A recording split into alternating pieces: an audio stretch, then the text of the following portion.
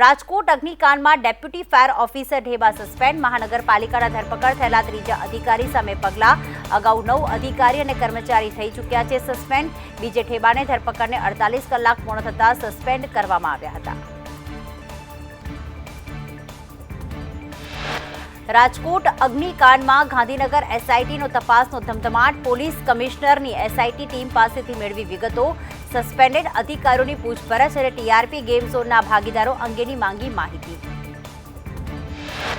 TRP game zone આગકાંડને લઈને નકલી minutes બુકમાં સહી કરનારની થશે પૂછપરછ. સાગઠિયાએ નકલી બુક બનાવી અધિકારીઓને ડરાવી અને ધમકાવીને સહી કરાવી હતી. ક્રાઇમ બ્રાન્ચ 20 કર્મચારીઓની કરશે પૂછપરછ. લાપરવાહી અંગે મ્યુનિસિપલ કમિશનરને રિપોર્ટ કરવામાં આવશે.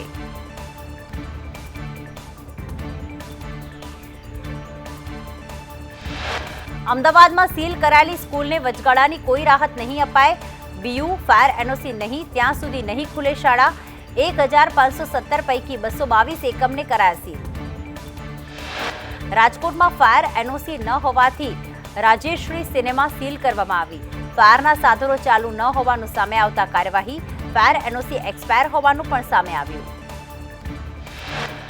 વડોદરામાં સીલિંગ બાદ શાળા સંચાલક મંડળમાં રોષ. બિનજરૂરી દસ્તાવેજની તાત્કાલિક ઉઘરાણીનો આક્ષેપ. પાલિકાની ટીમ ઉદ્ધતાઈભર્યું વર્તન કરતા હોવાનો શાળા સંચાલક મંડળનો આરોપ. શાળાઓને થોડો સમય આપવાની માંગ. જંબુસરમાં બીયુ વિનાની એક સ્કૂલ, 2 હોટેલ સીલ કરાઈ. 3 ગેસ્ટ હાઉસ પણ સીલ કરવામાં આવ્યા. Bride line English medium school seal કરાઈ. નવા ચૂંટાયેલા 5 ધારાસભ્યોની આજે શપથવિધિ, જેમાં સીજે ચાવડા, અર્જુન મોઢવાડિયા, ચિરાગ પટેલ, અરવિંદ લાડાણી, ધર્મેન્દ્રસિંહ વાઘેલા ધારાસભ્ય પદના લેશે શપથ. વિધાનસભા અધ્યક્ષ શંકર ચૌધરી લેવડાવશે શપથ. સુરતના જમીન કૌભાંડમાં સરકાર એક્શનમાં. આયુષ ઓકને વલસાડ કલેક્ટર પદેથી હટાવાયા. આયુષ ઓક કૌભાંડ સમયે સુરત કલેક્ટર હતા. સુરત કલેક્ટર તરીકે છેલ્લા દિવસે જમીન આપી દીધી હતી. આયુષ ઓકની બદલી થઈ ત્યારે 2000 કરોડની જમીન પધરાવી હતી. બિલ્ડરને જમીન પધરાવતા સરકારી તિજોરીને મોટું નુકસાન. વલસાડ કલેક્ટરનો ચાર્જ આરએસી અનસુયા ઝાને સોંપાયો. તો અમૂલ દૂધ બાદ અમૂલ દહીંના ભાવમાં પણ વધારો. અમૂલ મસ્તી દહીંના પેકમાં 1 રૂપિયાથી 10નો વધારો થયો. મસ્તી દહીંના 200 ગ્રામના ભાવ 18 રૂપિયાથી વધીને 19 રૂપિયા થયા. મસ્તી દહીં 200 ગ્રામ બકેટના ભાવ 22થી વધીને 23 રૂપિયા થયા. મસ્તી દહીં 400 ગ્રામનો ભાવ 34થી વધીને 35 થયો. મસ્તી દહીં 1 કિલોનો ભાવ જે 72 રૂપિયા હતો તે વધીને 75 રૂપિયા થયો. 1 કિલો બકેટનો ભાવ 100 રૂપિયાથી વધીને 110 રૂપિયા. લુણાવાડાના મધવાસ દરવાજા પાસે પોલીસ પર હુમલાની ઘટના સામે આવી. પશુ ભરેલી ગાડીનો પીછો કરતા ડ્રાઈવરે કર્યો હુમલો અને પોલીસ કર્મીનો મોબાઈલ પણ છીનવી લીધો. સુરત એરપોર્ટ પર ફરી એકવાર બર્ડ હિટ થતા હૈદરાબાદની ફ્લાઇટ 1 કલાક મોડી પડી. 120 યાત્રીના જીવ તાળવે ચોંટી ગયા હતા. 50 લાખનો ધુમાડો કરવા છતાં બર્ડ હિટ યથાવત.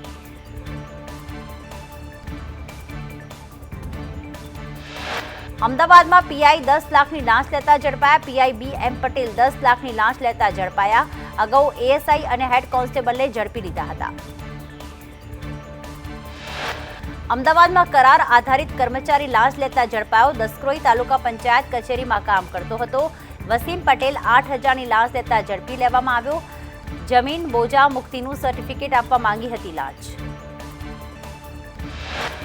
તો પંચમહાલમાં નીટના કૌભાંડીના જામીન નામંજૂર. મુખ્ય આરોપી તુષાર ભટ્ટની જામીન અરજી નામંજૂર. ગોધરા કોર્ટે તુષાર ભટ્ટની જામીન અરજી નામંજૂર કરી. વડોદરામાં કોર્પોરેશનની સામાન્ય સભામાં કોર્પોરેટરે નોંધાવ્યો વિરોધ. ભાજપના કોર્પોરેટર આશિષ જોશીના આક્ષેપ.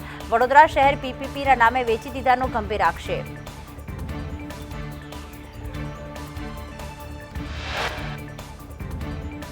વડતાલના જેપી સ્વામી સામે દુષ્કર્મના આરોપને લઈને કોઠારી સ્વામી સહિત 5 સંતોના નિવેદન લેવાયા.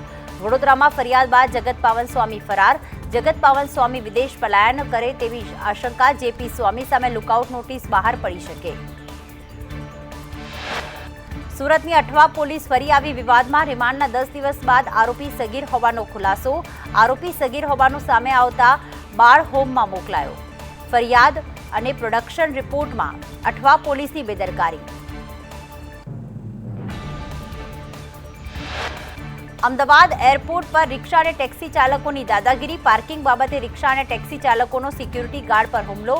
અમદાવાદ એરપોર્ટ પર સુરક્ષા વ્યવસ્થાને લઈને ઉઠ્યા સવાલ. એરપોર્ટ પર થયેલી માથાકૂટનો વિડીયો સામે આવ્યો. કેબિનેટમાં ખાતાની ફાળવણી બાદ વિદેશ મંત્રી એસ જયશંકરે ચાર્જ સંભાળ્યો. વિદેશ મંત્રાલયના અધિકારીઓએ જયશંકરને શુભકામના પાઠવી. તો મંત્રીઓએ પોતાના કાર્યાલયમાં ચાર્જ સંભાળવાનું શરૂ કર્યું. રેલવે મંત્રી અશ્વિની વૈષ્ણવે મંત્રાલયનો સંભાળ્યો ચાર્જ. મોટાભાગના મંત્રીઓ આજે જ સંભાળશે ચાર્જ. શરૂઆતના 4 દિવસ કાર્યાલયમાં જ રહેવા પ્રાઇમ મિનિસ્ટરની સૂચના. વડાપ્રધાન નિવાસસ્થાને મોદી સરકારની પ્રથમ કેબિનેટની બેઠક મળીને આગામી 5 વર્ષમાં ગરીબોને 3 કરોડ નવા ઘર ભેટ મળશે. બેઠકમાં પીએમ મોદી ઉપરાંત 30 મંત્રીઓ હાજર રહ્યા.